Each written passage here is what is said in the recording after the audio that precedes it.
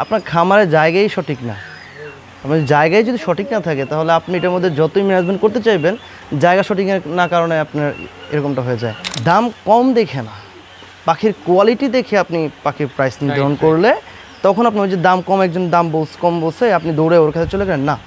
লাভ loss মিলেই ব্যবসা আমরা জানি, কিন্তু এই খামার পরিচালনা করতে গিয়ে লসটা কেন হয় আপনার অভিজ্ঞতা থেকে যদি আমাদের একটু বলেন। কোয়েল পাখিগুলো কীরকম ওয়েদারে এদের জন্য মানে উপযুক্ত পরিবেশটা মনে হয় এদের জন্য? কি মানে বেশি গরম না ঠান্ডা না? এইটা একটু গরমটা মুরগির তুলনায় অনেক বেশি সহ্য করতে পারে। তাই? মুরগির চেয়ে বেশি সহ্য করতে পারে মুরগি। আপনার ধরেন এই যে এখন যে ওয়েদার আছে, এখন দেখেন আপনার ফ্যান নাই আপাতত, এই ফ্যানটা লাগাবো 2 দিন পরে, তো এই ওয়েদার আপনার মুরগি মারা যেত। আচ্ছা আচ্ছা, এই যে আপনি ঘামছেন, আমি ঘামছি, এই ওয়েদার মারা যেত।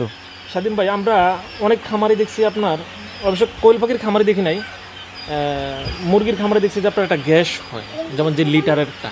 কই এখানে গ্যাস পাচ্ছেন?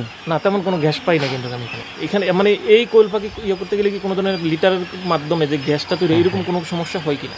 গ্যাস তো হবে, কিন্তু আপনার ম্যানেজমেন্ট করতে হবে ভালোভাবে, অবশ্যই ভালোভাবে ম্যানেজমেন্ট করতে হবে। আপনারা আমরা বুঝতে পারি যে একটা খামারের মধ্যে সবচেয়ে ইম্পর্টেন্ট হলো ম্যানেজমেন্টটা অনেক ইম্পর্টেন্ট।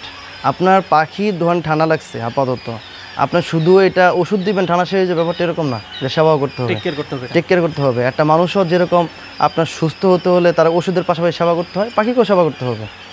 কোন ধরনের রোগগুলো আপনার এগুলোর মধ্যে আক্রমণটা করে বেশি? এইটা আক্রমণ করে সবচেয়ে ঠান্ডা বেশি আক্রমণ করে। তারপর আপনার অ্যান্টারাইসিস, যদি খাবার টাবার ঠিকঠাক মতো আপনার অ্যান্টারাইসিসে প্রবলেম করে, হ্যাঁ গ্যাসের জন্য, এটার জন্য অনেক প্রবলেমের জন্য অ্যান্টারাইসিসে প্রবলেমটা করে।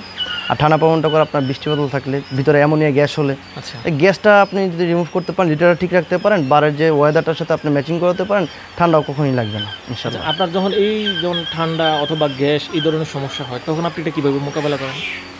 আসলে হয় বলতে কি, হবার আগে আমি এটা সিস্টেম করে ফেলি যেন না ওই সুযোগটা হয় না। মানে সর্বোপরি কথা হলো যদি আমরা ম্যানেজমেন্টটা ঠিক রাখতে পারি তাহলে কোনো ধরনের সমস্যাটাই আসলে হয় না।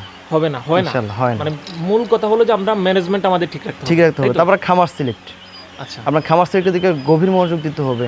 আপনি খামারের জায়গা, আপনার খামারের জায়গাই সঠিক না। আপনার জায়গায় যদি সঠিক না থাকে তাহলে আপনি এটার মধ্যে যতই ম্যানেজমেন্ট করতে চাইবেন, জায়গা সঠিক না কারণে আপনার এরকমটা হয়ে যায়। অনেক সময় দেখা যায় যে কিছু খামার আপনার 2 সাইড ব্লক, 2 সাইড খোলা, বা অনেক সময় দেখা যায় যে অনেক খামারে আপনার 3 সাইড ব্লক 1 সাইড খোলা, তো এইখানে আপনার ম্যানেজমেন্ট করতে আপনার অসুবিধা হবে না? অবশ্যই হবে, গ্যাস তো হবেই এটার মধ্যে।